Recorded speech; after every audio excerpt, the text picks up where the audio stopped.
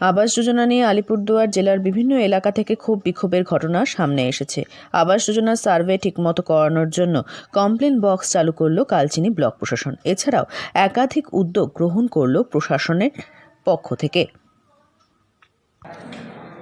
Actually এবছর আমাদের পশ্চিমবঙ্গ সরকারের পক্ষ থেকে বাংলার আবাস যোজনা বলে একটা সার্ভে চলছে এবং এই সার্ভেতে যারা বাড়ি পাবে পুরোটাই government of West Bengal funded, অর্থাৎ পশ্চিমবঙ্গ সরকারের মাননীয় মুখ্যমন্ত্রী মমতা বন্দ্যোপাধ্যায় তিনি তার সরকারের থেকেই পুরো টাকাটা ফান্ডিং করছেন।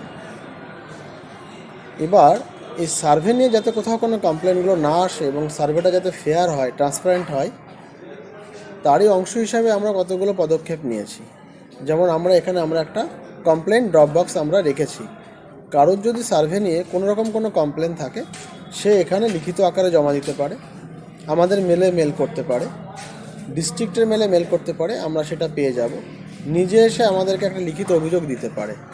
অর্থাৎ যত রকম ওয়ে আউট আছে আমরা প্রত্যেকটা ওয়েতেই আমরা বলবো কারো যদি কোনো কমপ্লেন থাকে আমাদের এখানে জমা করতে।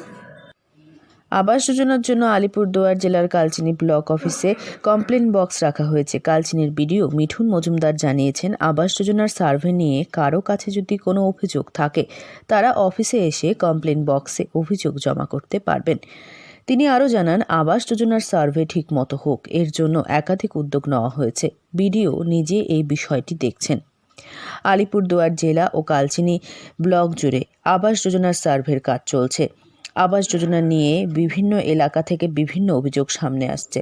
সরকারি আবাস যোজনার তালিকা সুনিশ্চিত করতে কালচিনির বিভিন্ন এলাকায় বাড়ি গিয়ে পর্যবেক্ষণ করছেন কালচিনির বিডিও মিঠুন মজুমদার সহ ব্লক প্রশাসনের আধিকারিকরা। আলিপুরদুয়ার থেকে অনন্যা দের রিপোর্ট, লোকাল 18 বাংলা।